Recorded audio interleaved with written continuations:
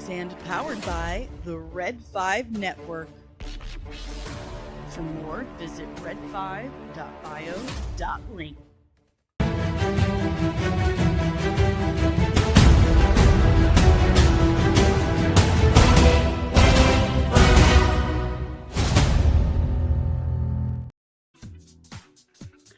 Good morning, nerds. How are you?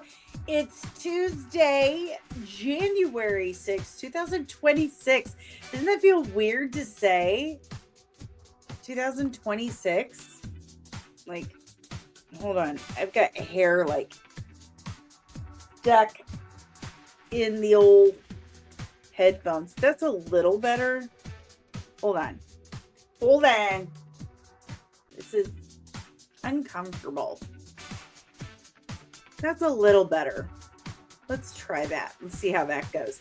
Good morning. How are you? Can you hear me okay? I hope you can hear me okay. If there's any audio problems, let me know, because it's not like I have a producer who can figure that stuff out for me. We got a few things to talk about today. Mainly James Gunn, James Gunning harder than James Gunn has James Gunned before. God love him, because someone's gotta. Am I right? Am I right? We've got, let's see, what else do we have today? Let me look at my notes over here. Oh, of course, it's the most wonderful time of the year. That time of the year where, once again, the rumors swirl about Kathleen Kennedy making her exit and a replacement imminent. We've got that.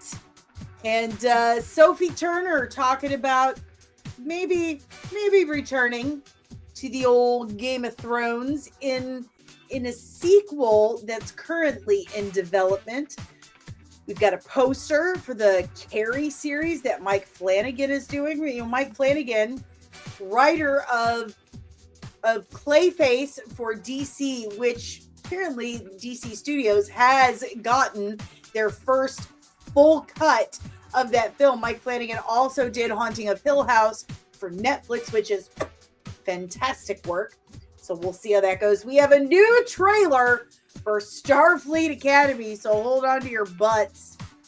What's left of your Star Trek butts on that one. So we'll see. We'll see how things go. And as usual, we get to our final topic last. We touch on the other stuff, you know, a little bit. Our amuse-bouche, our aperitif, our appetizer topics a bit before we get on to our final main course topic. And of course, our favorite part is yelling good morning to the chat like we do. Members and super chats get their good mornings first, because that's only fair. And we're going to start a new thing. This is your daily reminder to support indie creators, especially your favorite indie comic creator. Bam! Me. That's right. Head on over to the Patreon. My mouse is on a different monitor. I apologize. Go on over to patreon.com/comicsand to see what I'm up to. We've got vampires. We've got ancient Greek gods. We've got sci-fi. We're talking like weaponized prosthetic legs that a one-legged James Bond would absolutely kill for. He would have a license to kill for that prosthetic leg. I'm telling you. That, and possibly some dimensional stuff. I don't know. I'm kicking some stuff around. But head on over to patreon.com/comicsand to not only learn more about the comic book I'm writing, but to support an indie comic creator. Do that today. Do it today. Do it. All right, guys, let's yell good morning. Good morning, Lieutenant Backyard TARDIS, member of the channel since forever.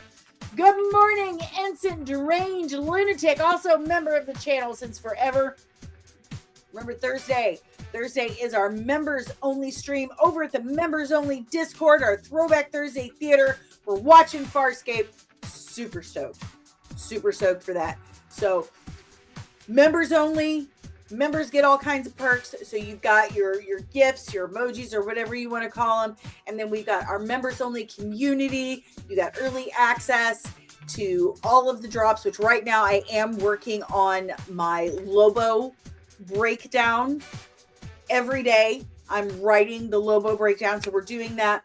So members will get to see that up to a week before anybody else. Members also get exclusive content here on the channel that you can get anywhere else now. And you get your own Discord and watch parties and stuff on Thursday. So check that out. Support the channel and become a member in the Nerdling Army today. How about that? And also, supers are fun. Supers are super appreciated. So I think those are the only members we have right now. That's fine. Moving on. Good morning, Summer. Good morning, Big Time Objective. Good morning, Penny. Are you still feeling sniffly? I'm sorry, sis. I'm so sorry. Me too, a little bit. Hopefully, we're still 150 hours away. I knew I was going to take a hit when I took the holidays off, but you know what? I needed a little time off. I had some things I needed to do, and it was the holidays, and I do have family. So I needed that time. I needed that time with family, and you know what? I had a lot of rewrites to do. I'm currently in the middle of my second round of rewrites. So very excited. If you want to stay up to date on the rewrites for the comic book, go become a member of the Patreon, because I put stuff on there like every single day. Samar, yep, Jimmy Gundo is a hack confirmed. Only 2 things he credited as writer-director on that good Guardians of the Galaxy, which was written by him, and Dawn of the Dead, which was heavily rewritten. All right, guys. Let's get the music turned down, even though I'm telling you, oh, that was sudden. That was sudden. That was a little more sudden than I anticipated. So, one more thing before we get going on the other stuff. I just want to touch base that tomorrow is the day that we learn for a fact that what is it again? Not Conspiracy Gate. It's Conformity Gate. That's it. The conspiracy of Conformity Gate of Stranger Things is true or not. I'm betting it's not true. Just a hunch. I think the final episode of Stranger Things is that documentary, but my reels on Instagram are blowing the F up. I've got like about 2 million views on the stupid thing. It's insane how crazy people are going for this. People, honest to God, really believe that we're getting that other episode. I mean, it would be amazing. It would be absolutely amazing if the Duffers came out of left field and dropped an actual banger of the finale episode. Be like, see, you guys were writing all that stuff down, like miss this, miss that. You guys messed that up. We were testing you, and you caught us. And guess what? Bam. We did that on purpose, because here's this amazing episode. They were actually trapped in the false Hydra's trap. And ta-da! But I just really don't think it's going to happen, guys. I think it's over and done with. So, yeah. But it's really nice to get that kind of traction on the old Instagram. Good for me, right? I did have one little a-hole who's like, all you did was put your face under her face. And I'm like, dude, all the answers you seek are in the description. It's not that hard. Just read the description. Good morning, Derpy! It says, if you ain't watching the Queen of Comics, you ain't living. Dude, have you heard the news? I'm literally writing my own comic book now. I am. Head on over to patreon.com/comics and discover all you want to know about my new comic book that's coming out. I have an amazing editor, Caro Brown. She's amazing, amazing, amazing. She's really helped me expand the story. She's really pushed me to be very, very creative, more so than I could have ever dreamed possible. So definitely patreon.com/comics and support indie creators. Let's get this comic book made. Let's go. Thank you for being here today. Good morning, Ensign Loki, member of the channel. It would be antithetical to how Netflix operates. No way in hell. Yeah, I don't see it happening either. Derpy, did you see those Avengers Doomsday leaks? I did. Not the latest one. I've seen all of them up to X-Men. Good morning, Lieutenant Keto. How's it going, sir? How you been? I was thinking about you this morning. Wondered how you are. Hey, good morning, Lord Toth. Because there's an H in it. See what I did there? All right, guys. Let's dive into some of this stuff today. Let's see what's going on. Oh, Instant Deranged Lunatic. I did a hot take on Tabitha's channel this morning. I said that I thought that Stranger Things was mid at best. I don't think that went over well. It was great up until this last bit. And I was like, what is happening? What did you guys do? Did you forget everything that you've ever written? Like, what the French toast? Seriously.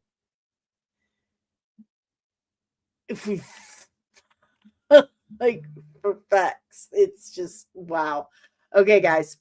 Let's dive in. We got some headlines to get into. Let me bring them up for you.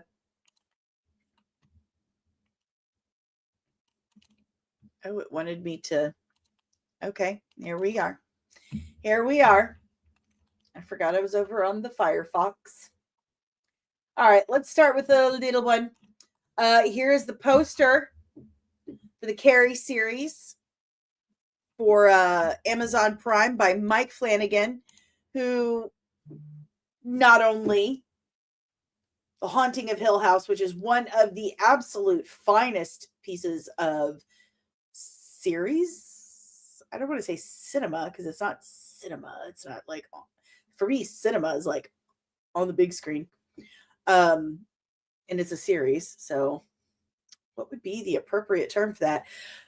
But Haunting a Hill House is one of the best things that Netflix has done, especially in the supernatural horror department. It's really, really well done.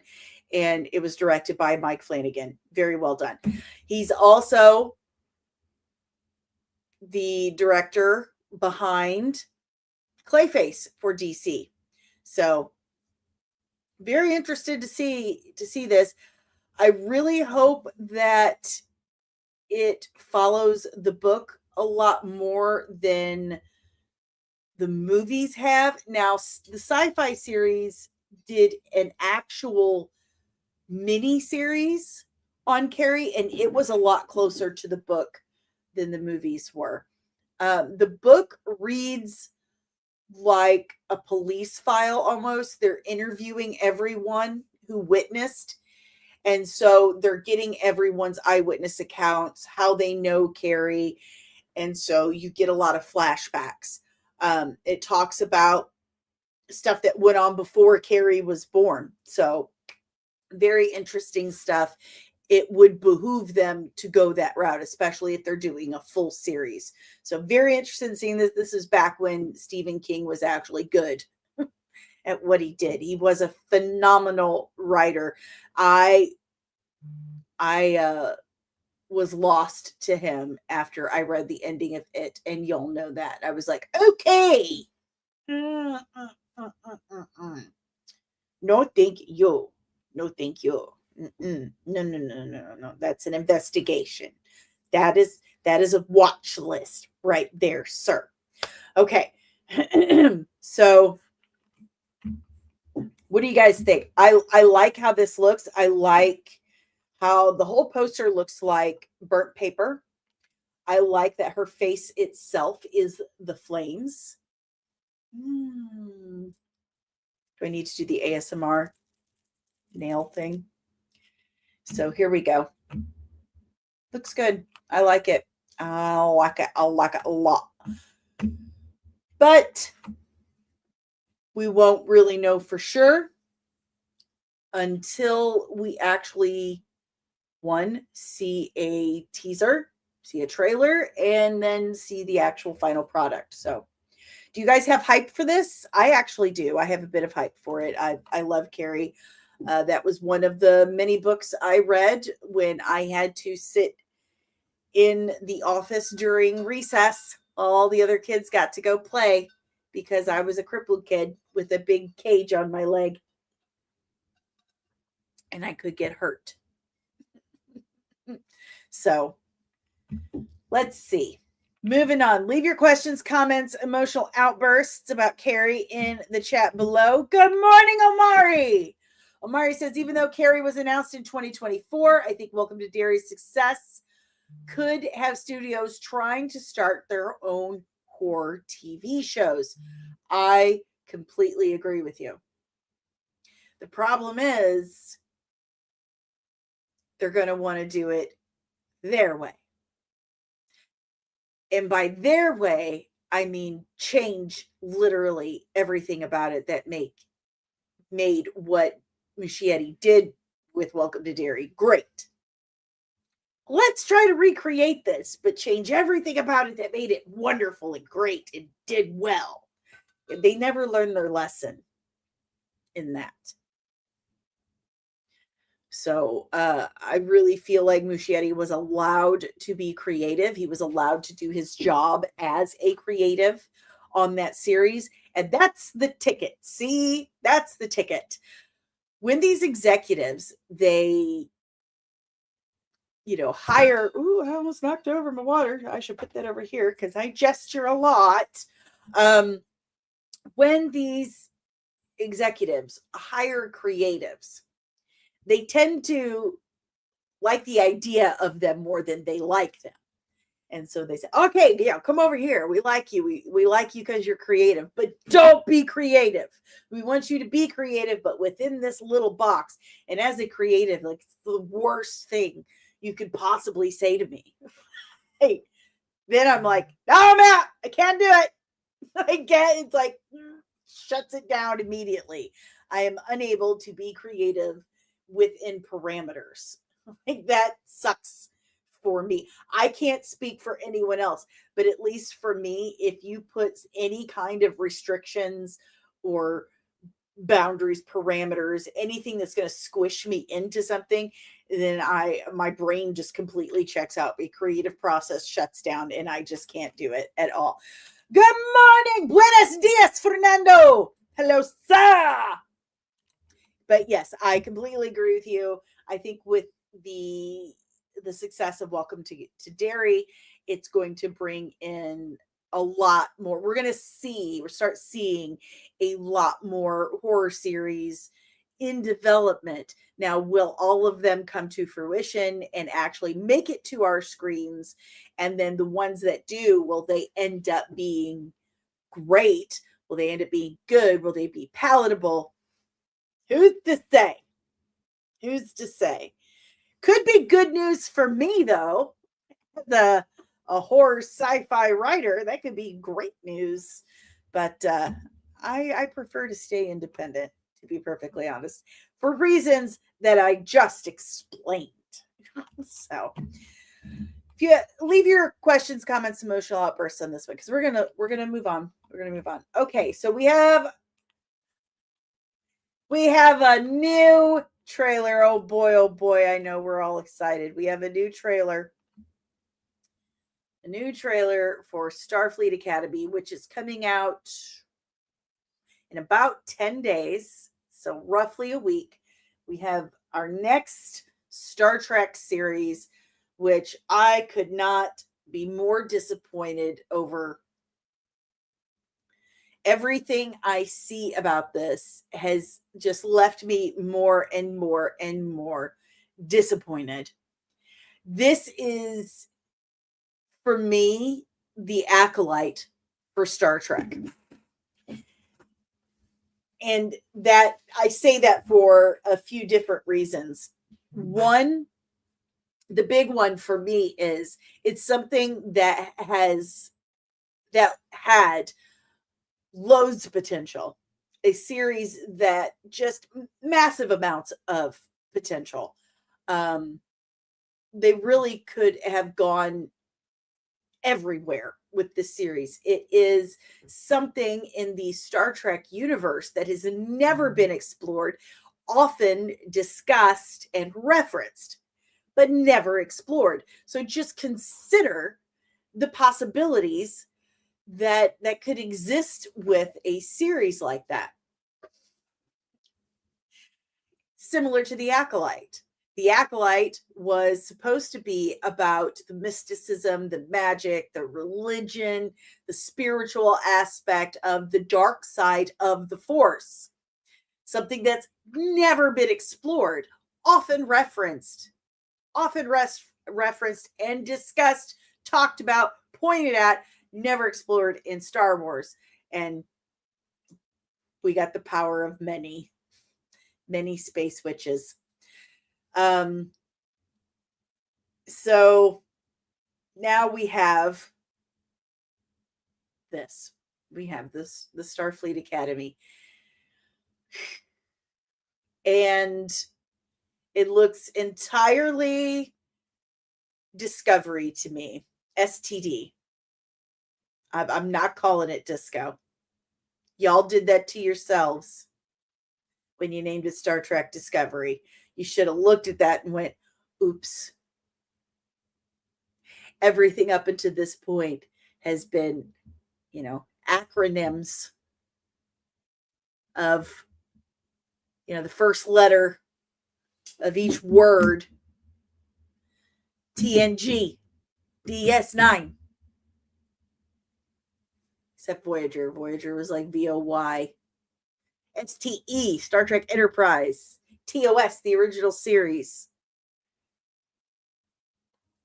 Star Trek Discovery, STD.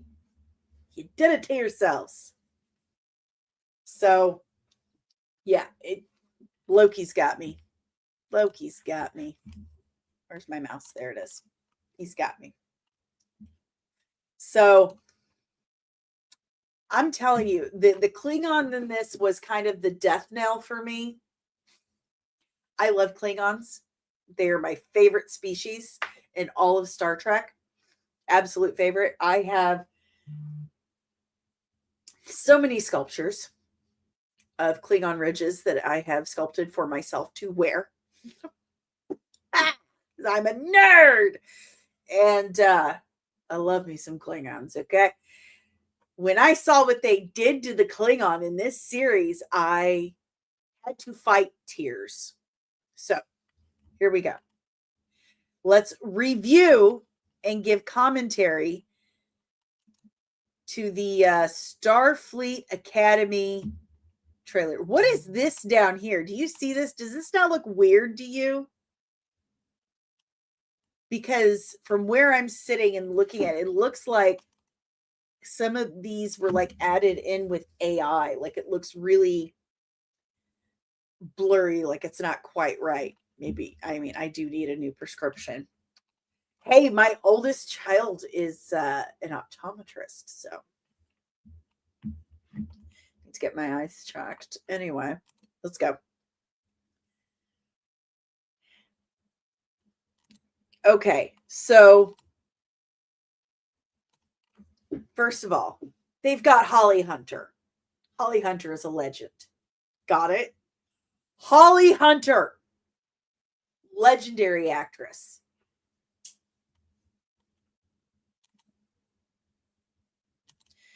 We've got a huge list of names in the background, and I'm wondering if these are people, because we've got Lieutenant Nog. So, that actor has passed. Commander Charles Tucker III, Commander Deanna Troi, Lieutenant Commander Data, Lieutenant Commander Bashir, Admiral Harry Kim, finally. Who else we got? We've got Lieutenant Tom Paris. Hey, Commander Janice Rand. That's because of her in her woven basket weave beehive. It's one of the reasons why I got into hair. Lieutenant, I can't read it from here. Wesley Crusher. Karen Ferris. Riley Shepard. Admiral Leonard McCoy. Captain Montgomery Scott. Let's see. Uhura Chekhov. Trying to see all of them. Commander Data Bashir, Harry Kim. I thought I saw him. Where is he at? Sworn I saw Cisco. I know I did. I saw Captain. There's Spock, Admiral Spock, or Ambassador Spock. That's what that says. Lieutenant Tasha Yar. Commander Christine Chappell. Captain Demora Sulu. That's Sulu's daughter. I know I saw Cisco. I know I did. I desperately just want to see Cisco on screen again. I want Terry Metalis to do with Captain Cisco like he did for Star Trek Picard Season 3. Okay, I don't see Cisco. I'm really sad because I could have sworn his name was on this list. But I'm wondering what this list is for. Are these just people that graduated from the academy with honors or something? All right, let's continue. Yep. There was Pike. Look at this Klingon. Look at this. Is the most plastic, smoothest, cleanest Klingon I have ever seen in all my days. I have been watching Star Trek my entire life. I'm pushing 50, okay? I'm just going to be real with you. I am pushing 50. And this is the cleanest, smoothest Klingon I've ever seen. This is like the Barbie of Klingons.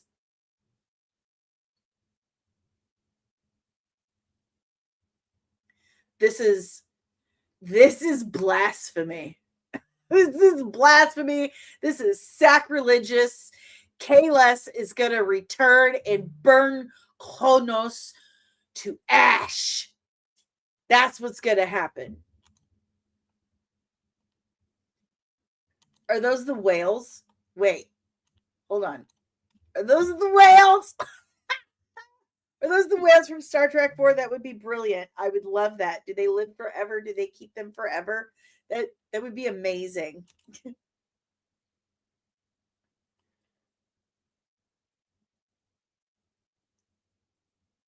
Okay. So we're hearing a lot of voices. I swear we heard Cisco. We heard Spock. We heard Kirk.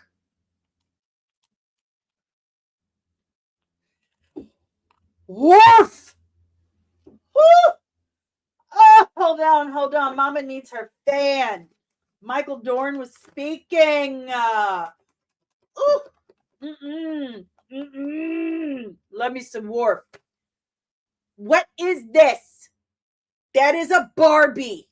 Okay? That is a Klingon Barbie. I'm not okay with this. But Michael Dorn can keep on speaking all day, every day. Like, come on with it. What happened? I pressed a button. Oh no. Let's go back. Where was I? I'm sorry. I got excited. It was. Sorry. Yes, it is, Worf. Oh, we can't leave out Michael. We can't leave out Michael Burnham from STD, from the ship that was always on the verge of tears. Lord. Good Lord.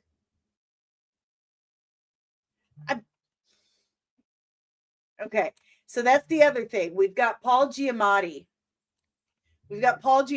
Another legendary actor in a brand new Star Trek series. And I don't know what species he is, but he's got tic-tac-toe on his head, like a haircut. His haircut has tic-tac-toe carved into it.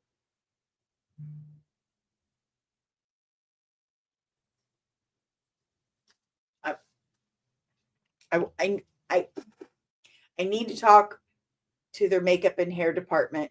I have questions.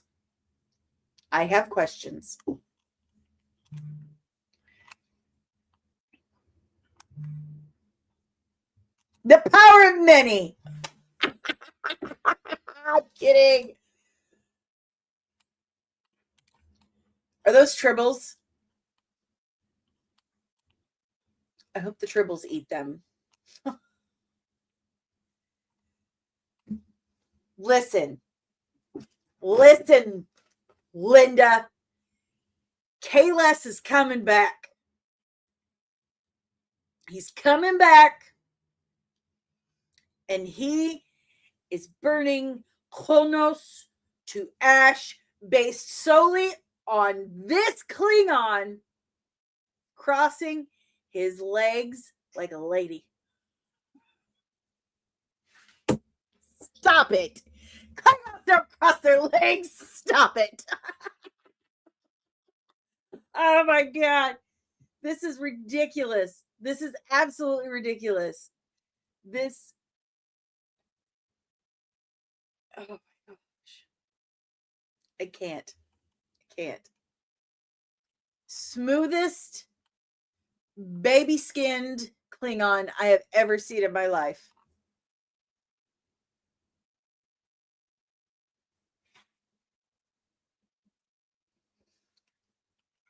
Ah! Hold on. So we do get to hear from Janeway. Hold on. No, you go. No, I do love Captain Daddy and his hair, but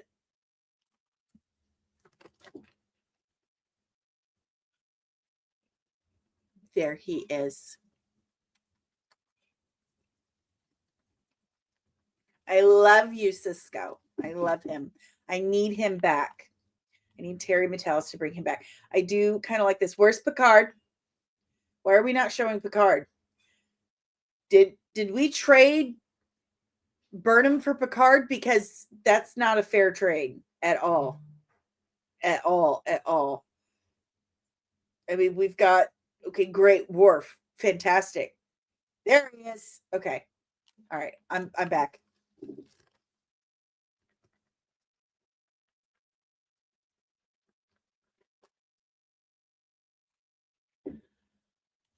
I have questions. Okay.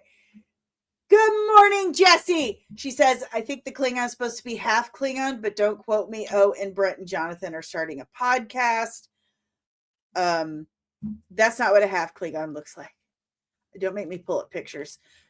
The Sam, she's a holographic cadet. I'm with Loki. Why would a hologram need to go to school?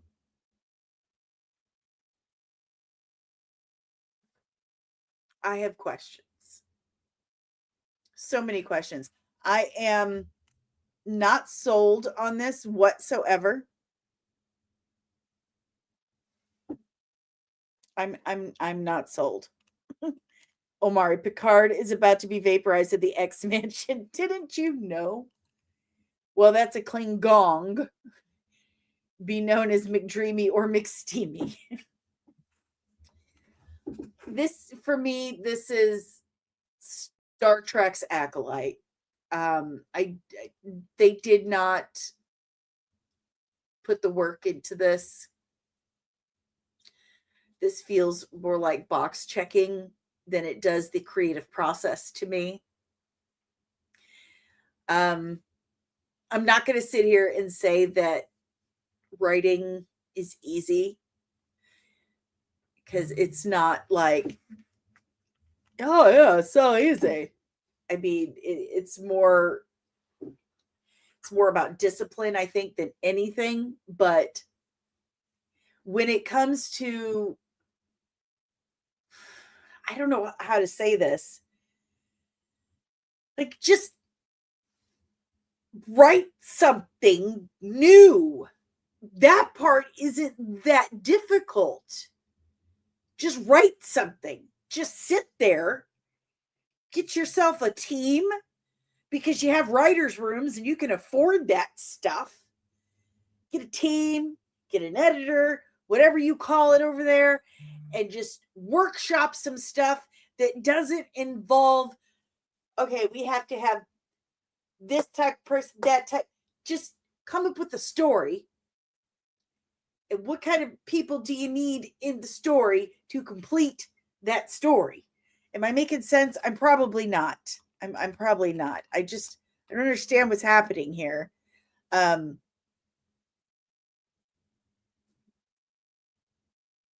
morning, Dom. Good morning. I am not getting paid by anyone. That's the truth, because I'm indie. So, yeah, but Jesse, they are computers. They can plug into a computer and learn anything. So I think that's where we're confused entirely. It's like, why? And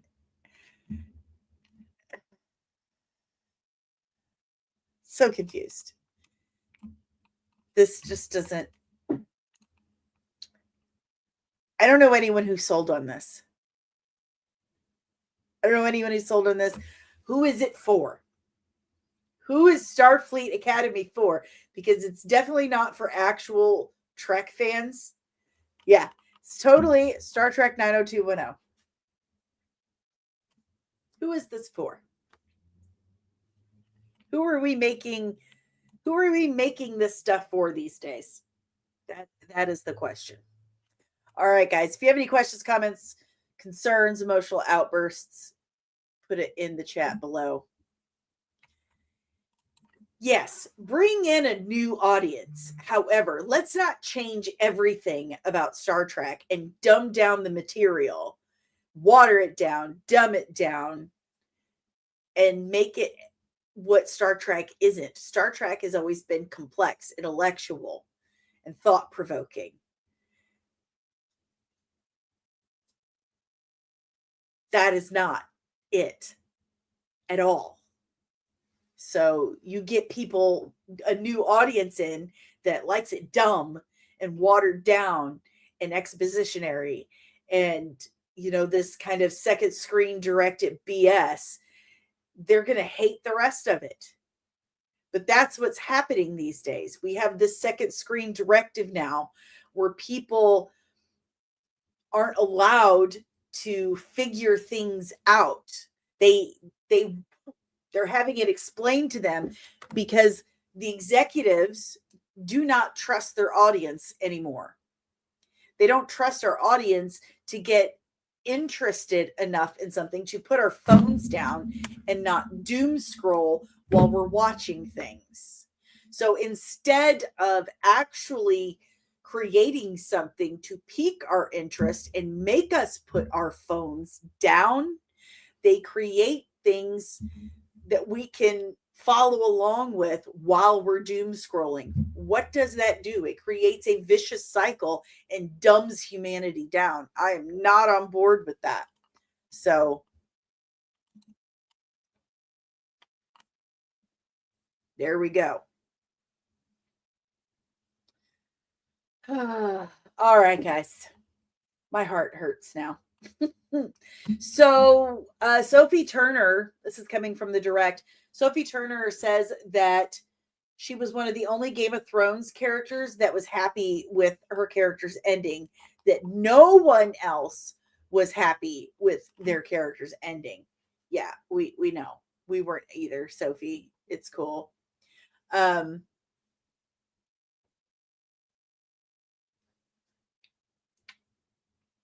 It's cool.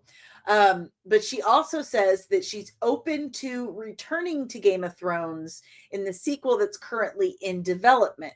She says, I think it would be hard, but also amazing to come back to. I would have to see a script. Smart. Smart. Because these days,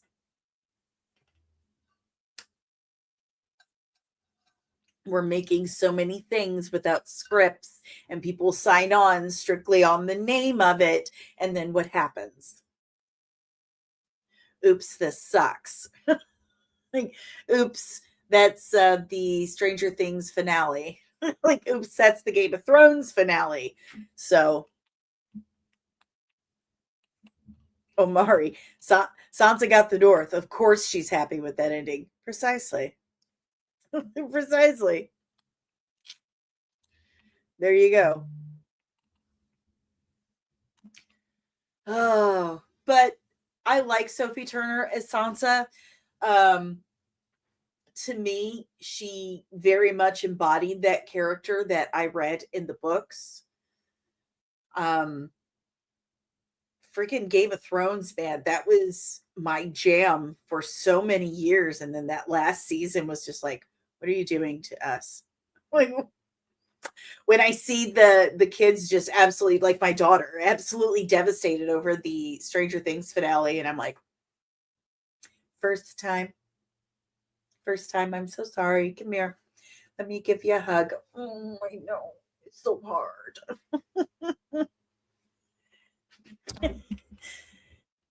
Dom, one day until the Stranger Things finale. Who's excited? Oh God, I hope something crazy happens tomorrow because I need another 2 million views on Instagram. Fernando, she sucked as Jean Grey. She wasn't terrible. I just don't think she had the direction and script that she really needed to chew on. I think now that she's got more experience, she might do better. That's what I said. Yes, off of one reel. If only if it was about my comic book. Like, hi, 2 million people that came to watch me react to this one lady talking about her theory. Can I interest you into this thing over? Just look over slightly to your left. Yeah, okay. It's this thing over here about an indie comic book. Yeah, interested? Vampires? Sci-fi? Huh? Greek gods? God.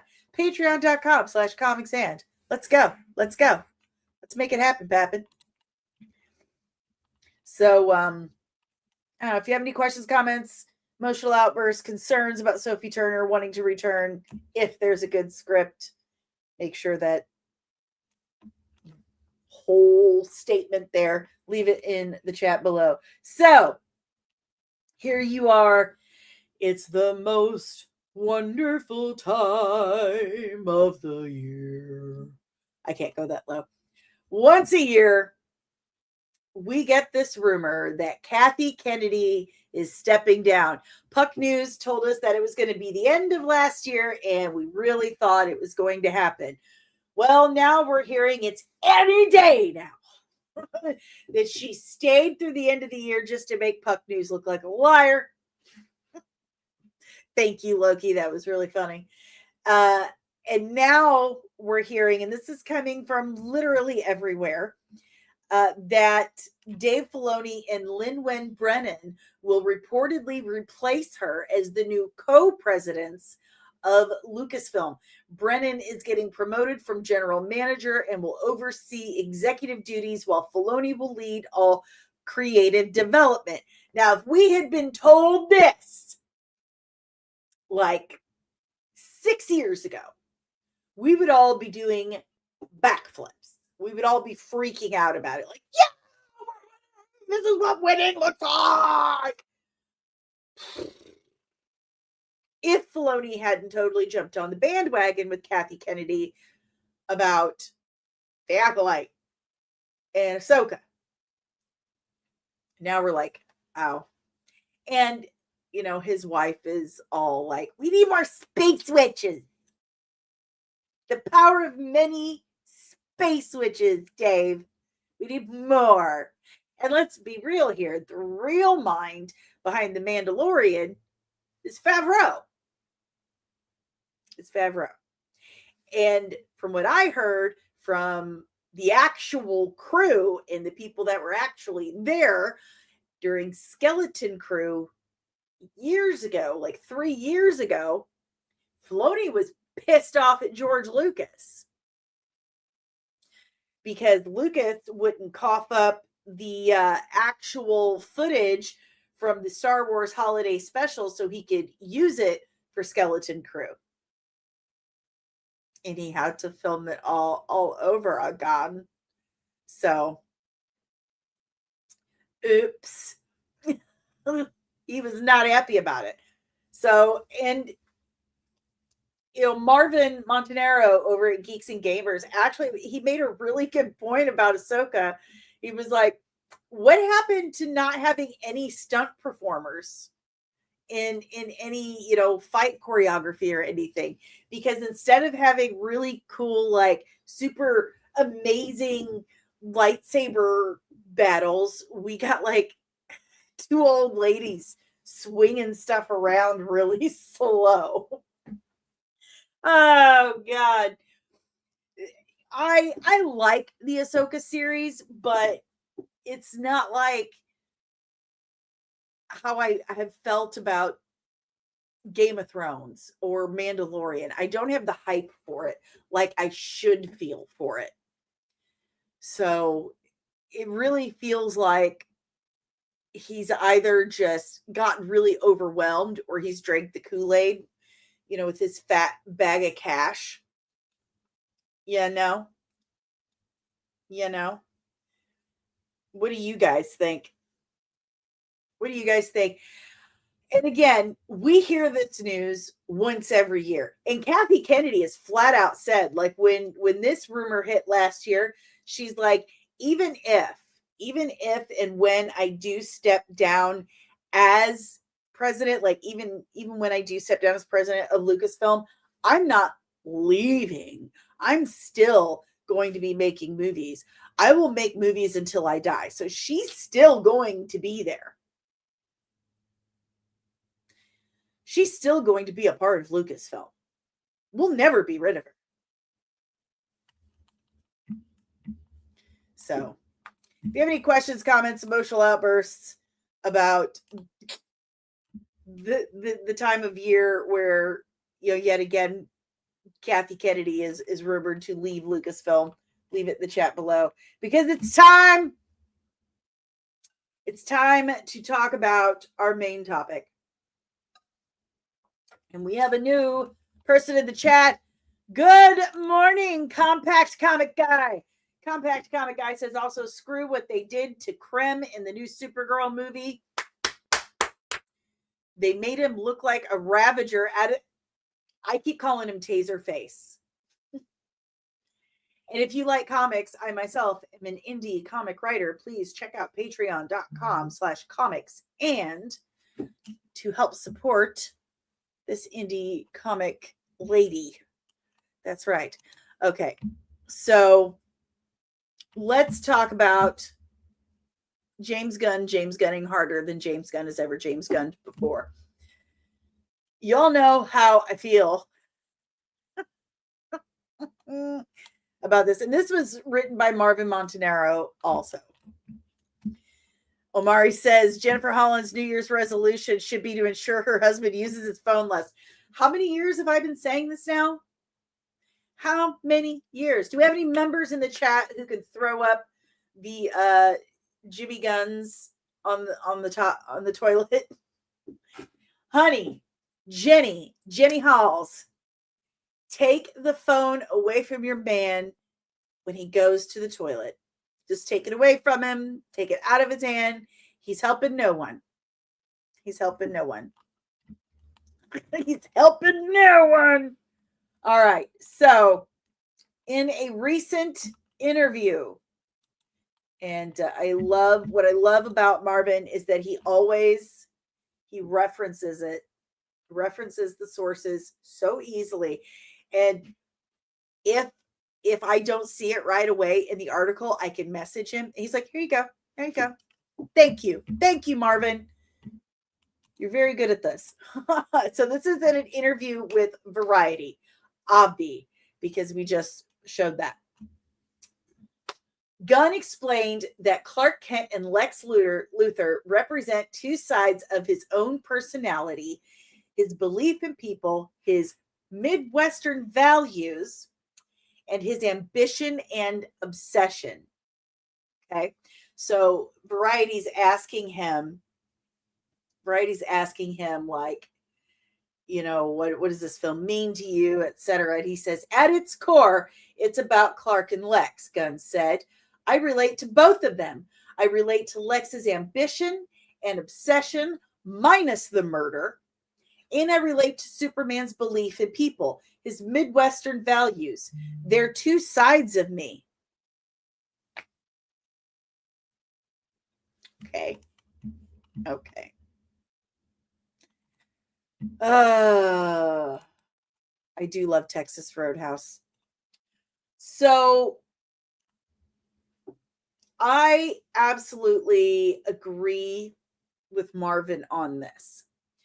That if you're writing an original character, like my character, my story, you can do a self-insert. My character is a personal story. So my character has a lot of myself in her. We're both amputees. So there's that. But when you're dealing with someone like Superman, you cannot do that. He's a legacy character. He's an archetype. You cannot self-insert when it's an archetype, when it's an aspirational character. An aspirational character is someone you should be looking up to. You should be trying to be more like. You should not be trying to make the character more like you. Does that make sense to you?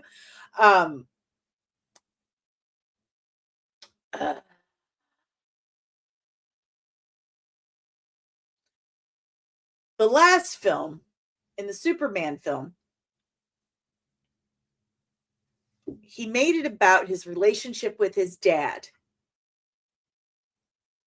Pa Kent and Superman, it was supposed to be his relationship with his dad. Crypto is his dog. He said he wanted, and you know, this is something that just makes me grind my teeth over and over again.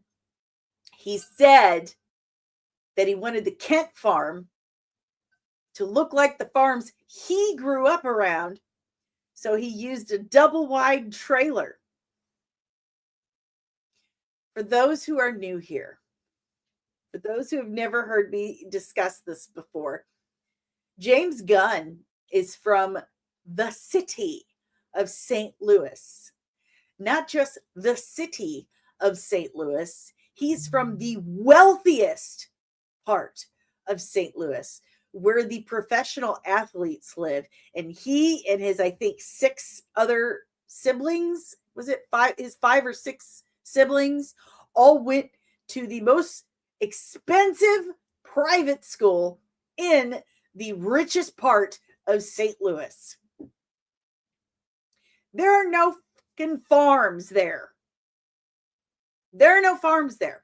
And if there were, they would not be double wides. In fact, I live in farmland in Missouri, just outside of St. Louis, where I'm actually from. Okay? This is how I know all this shit. I am from St. Louis, not far from where James Gunn is from. Not from the wealthiest part of the city, I promise you. I'm from South City and North County. Okay, from the ghetto. So, so I live in Missouri farmland, not far from St. Louis.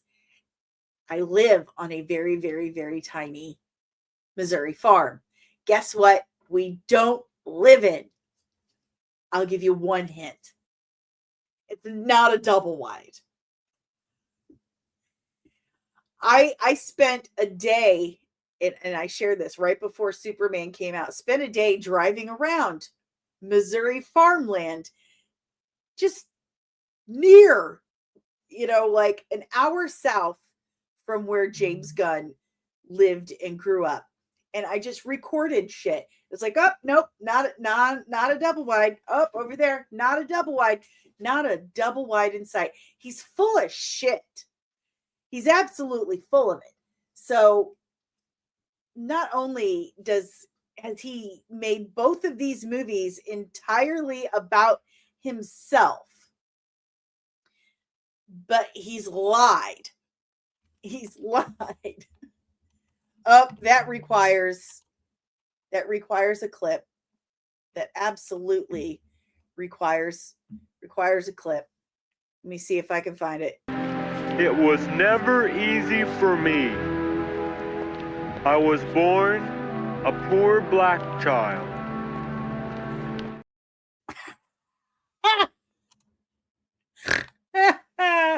Good morning, actually, Alask.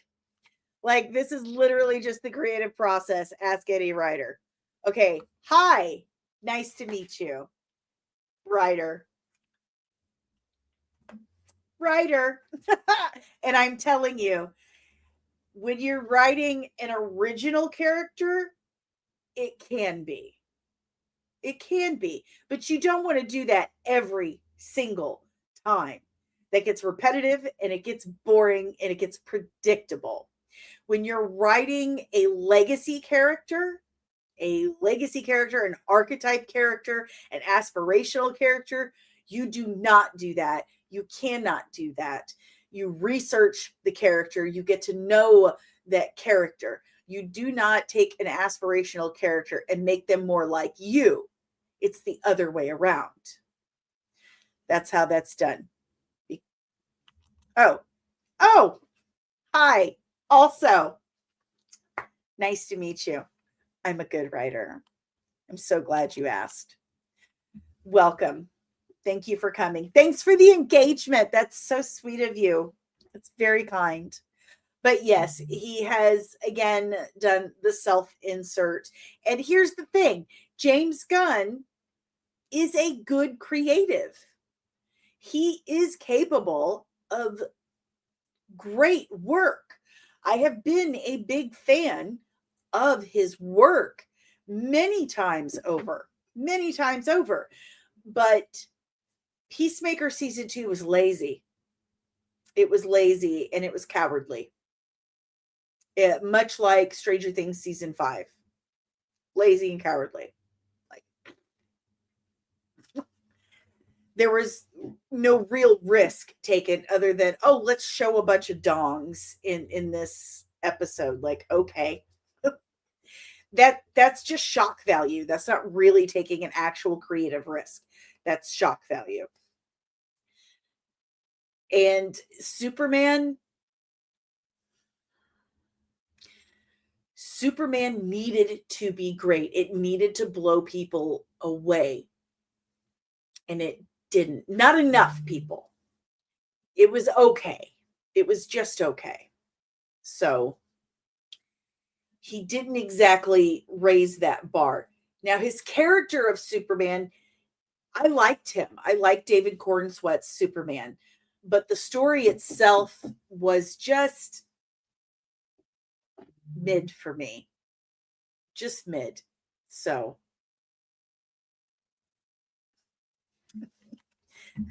there is a demographic that likes lots of dogs. There really is. So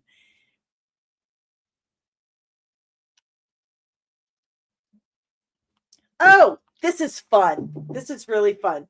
Let's get into this, guys. I'm actually a good writer. If James Gunn said this, you'd attack him for it. LMAO, nice hypocrisy, a nice obfuscation from the argument to focus on engagement.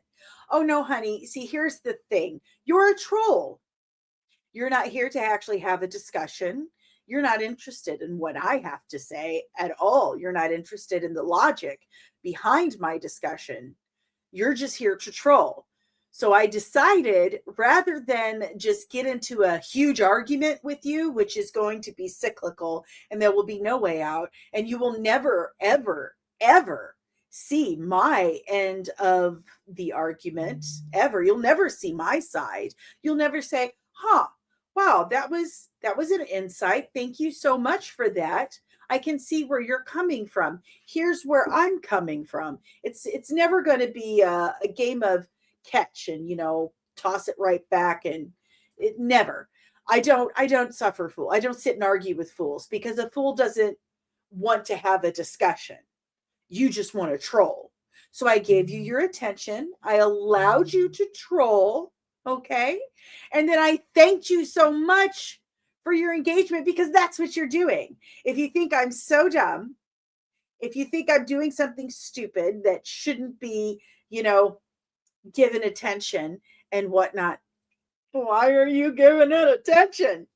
But you're actually telling the YouTube algorithm that you think I'm awesome by leaving all these chats down there. Yeah. And by continuing to watch. So I'm genuinely thanking you for continuing to do that, because it helps me out as a content creator. So thank you. Thank you so very much for your engagement. It actually means the absolute world to me. But no, I'm not going to bite today, honey. I'm not going to argue with trolls. You have a wonderful Tuesday, though. Love you, mean it. Okay. So what do we think about this? Other than the troll, what do we think about another Superman movie with James Gunn saying, well, they're both of me. They're both of me. What do we think about that? Do we think it is genuinely a creative process? Or do we think that this is kind of a central issue for Gunn, something that really caused a big problem with Superman, and why we had an issue with the plot, why there were issues with the plot? Do we think this is an easy way out, a lazy form of writing an aspirational archetypal character? Or do we think, oh, this is just the way James Gunn does these things? And if that's true, do we think that that is something that is worthy of a character like Superman? Leave that in the chat. I'm very interested to see what you have to say. I'm going to check in with you guys.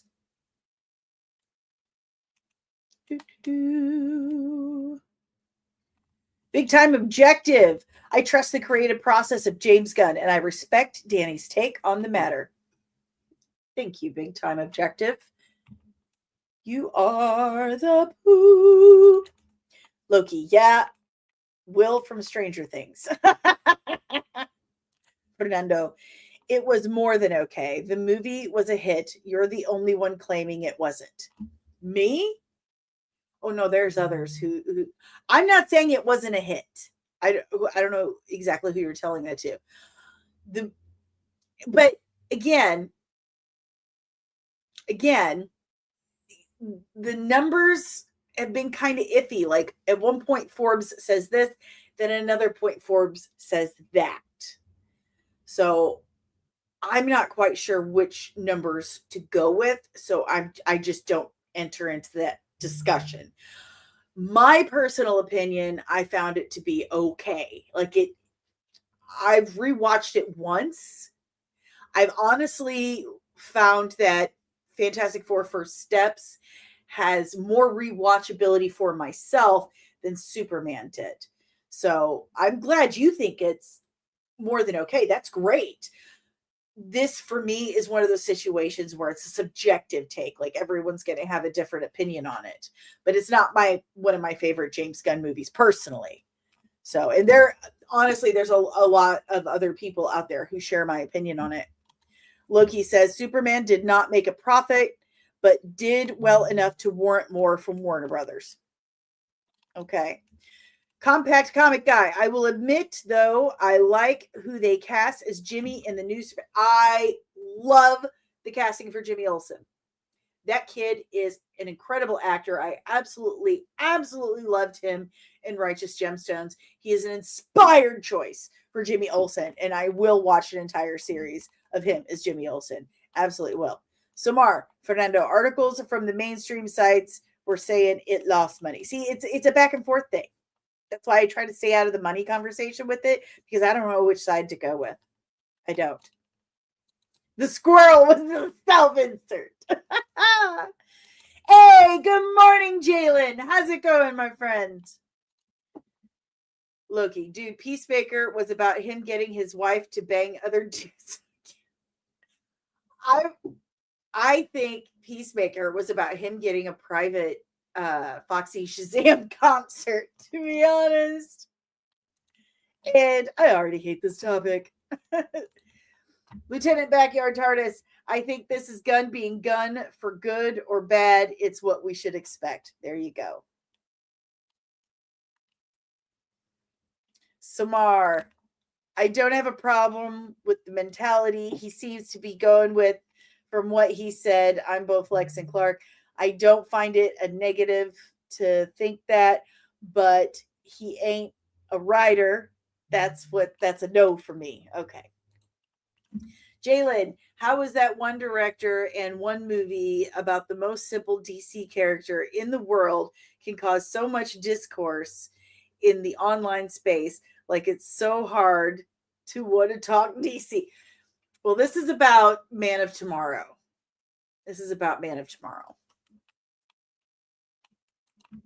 Big time objective. I love the Superman movie. I watch it multiple times. Superman over 100 million net profit. See, this is what I'm saying.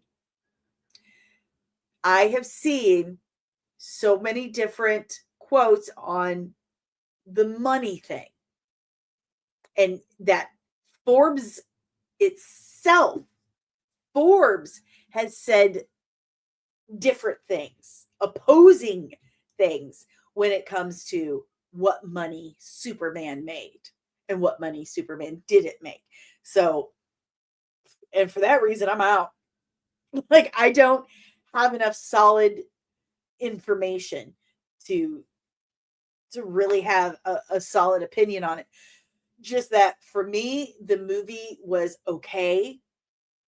I really liked Mr. Terrific in it and Guy Gardner. In fact, I have a Mr. Terrific and Guy Gardner 11-inch action figures on my computer tower next to my Ahsoka and Stormtrooper.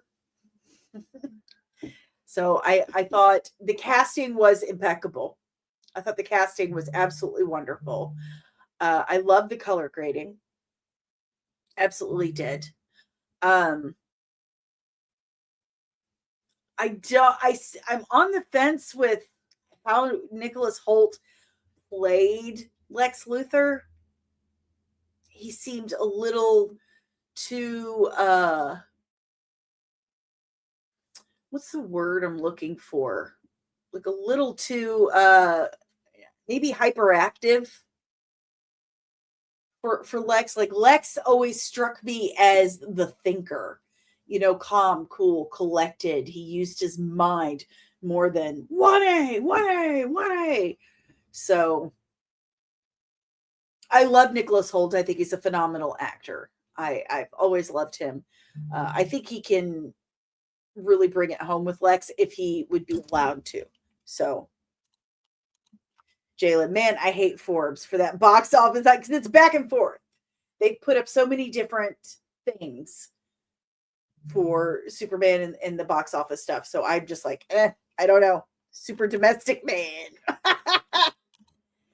So I don't know. I really wish that Yeah, Superman was a great Mr. Terrific movie. I would love a Mr. Terrific movie. They're doing a Mr. Terrific series, I've heard, and I would love Mr. Terrific series. Like that would be dope. Edie Gathegi as Mr. Terrific is just phenomenal. Phenomenal. Any more trolls? Because that's always fun. I really do love trolls. Like that's engagement, man. And I always get better numbers when there's a troll. So that put me in a good mood. Like I love that. They get so mad. Like, ow. So you're just not gonna argue with me then. Fine. That's right. I'm not going to. The newest one, let's see if we can find it. I'm gonna get to my keyboard because everything is wireless. Kind of a bias because I'm a diehard Superman fan. Says big time objective. Okay. Let's see. Let's just go straight to the Goo Goo box. That's what my best friend's late father used to say. He called it the Goo Goo box. Fourth Doomsday teaser. Let's see.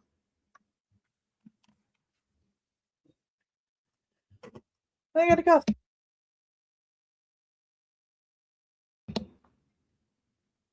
All right, let's see what we got here. Reddit for the win. Is it like sand, like the void or something? Is it Black Panther? Tell me if I'm. Is it Shuri? Because, oh, yeah, this is it. The king has his duties. I can't show you guys because, oh, Tena Cuerta. Where's my fan? Oh, Lord. Oh. Mbaku. And Ben, Yancey Street between Broome and Grand. That's great. The Wakandans and the Fantastic Four will return in Avengers Doomsday. Huh. Okay. King Mbaku. All right then. That's nice. I love Mbaku. Tena Puerta. Yes. Yes.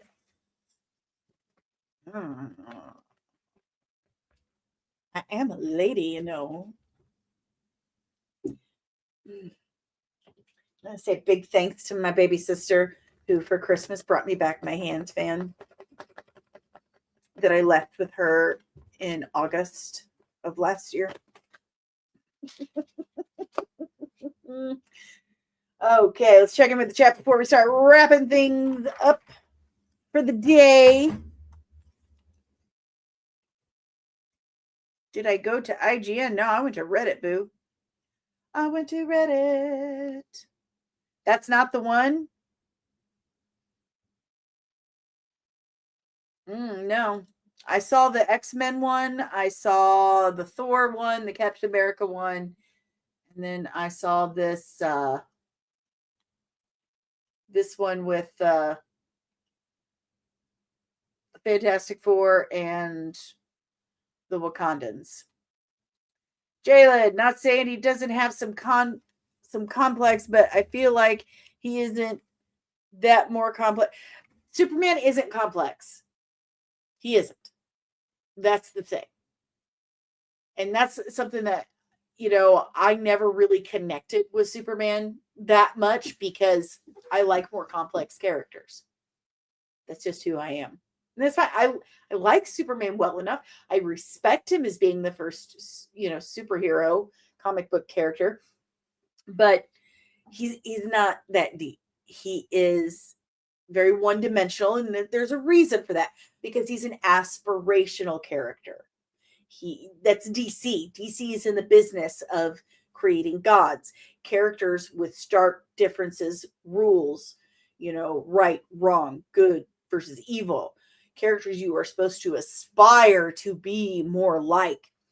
And that is Superman. So that's how I feel about that. You are welcome. That is what I am here for, to teach you all about comic books and comic book characters. Just a reminder, I am currently working on Lobo, a breakdown on Lobo. Yes, I am. Hopefully it'll come out soon.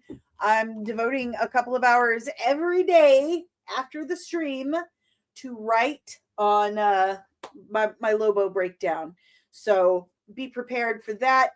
Remember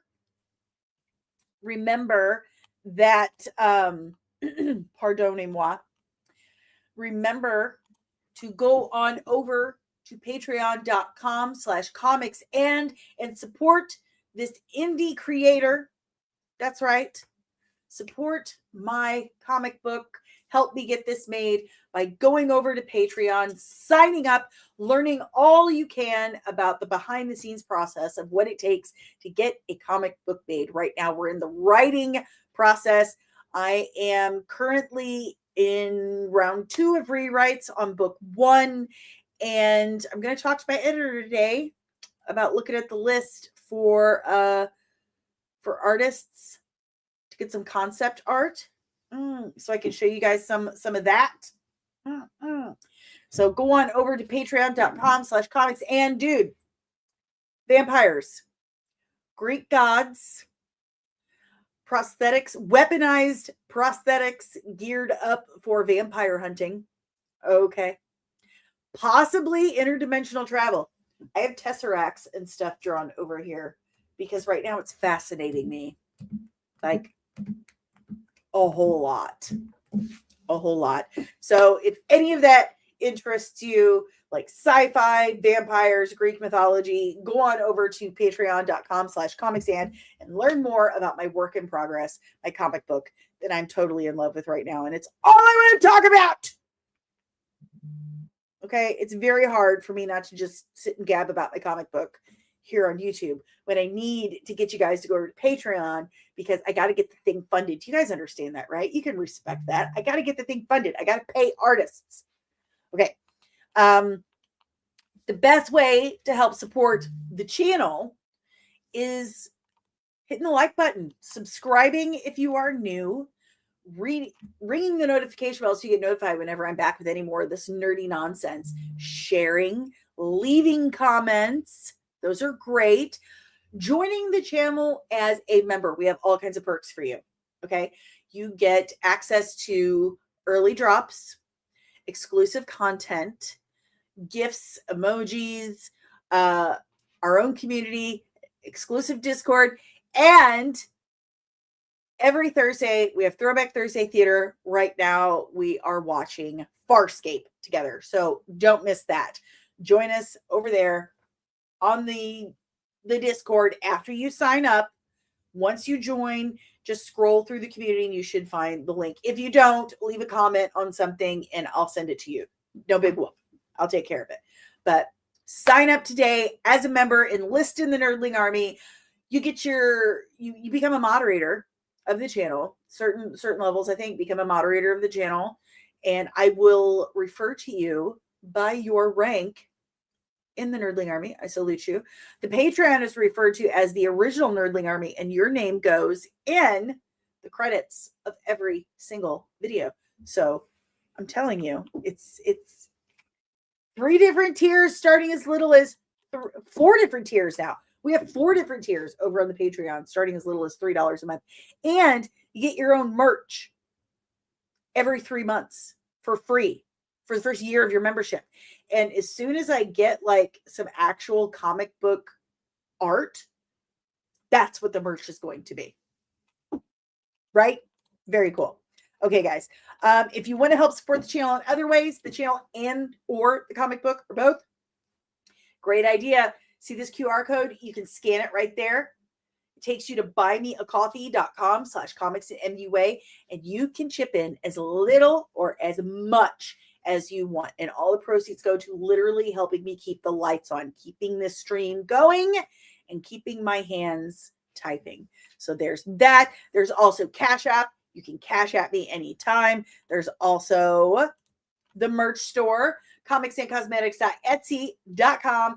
Hundreds of nerdy designs designed by yours truly, inspired by all your nerdy loves on any product you could possibly imagine, from koozies, because I super love koozies, wallets, hats, coffee mugs, tumblers, t-shirts, you name it. Anything you want, stickers, magnets, all at comicsandcosmetics.etsy.com. I'm an affiliate for a few different companies. If you're interested, check in the description below. Everything I've told you about is over at the website. I need to put time in my schedule to update the website too, because I've not done that. It's just me over here, man. It's just me doing all of this. I know. This podcast is powered by the Red 5 Network. We are a collective of exclusively nerdy podcasters and content creators here to educate and entertain you. So if you like this podcast, chances are you're going to love more of what the Red 5 Network has to offer you. So go to red5.bio.link today to discover more of your Red 5 family of podcasts. Let's check in with the chat. Check in with the chat. Lobo! He also ain't the first comic book character, but he done that. Made that okay, yeah. Jalen, I know enough like what makes Superman so complex, besides being a solo survivor of a race, being an outsider, other than he's a simple character. I'm sorry he is, and that's not a bad thing. He's not, it's not a bad thing that he's a simple character. There's a reason for it. He's good for the sake of good.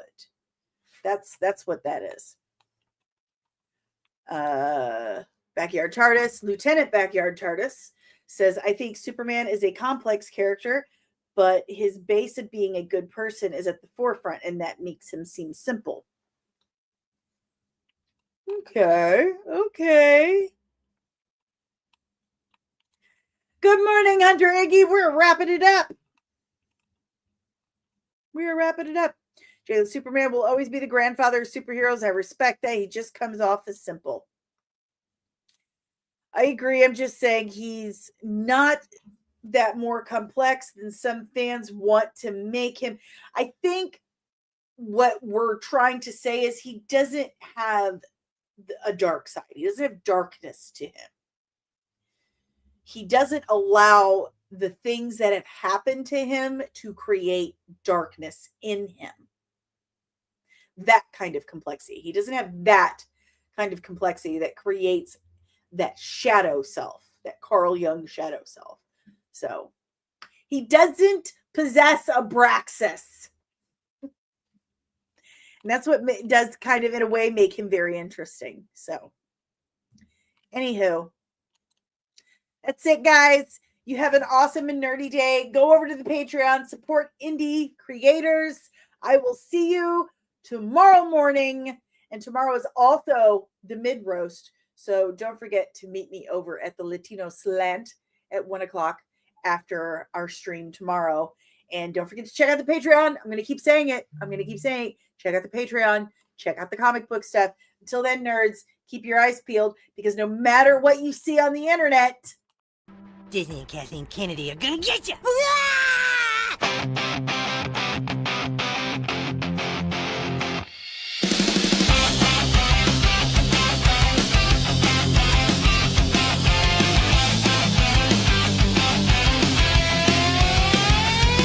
Hey nerdlings, gather around. Dani's in the house and the hype's inbound. From sci-fi dreams to super real schemes, she's the queen of comics and everything in between. Makeup brush in one hand, pen in the other, crafting worlds like no one's ever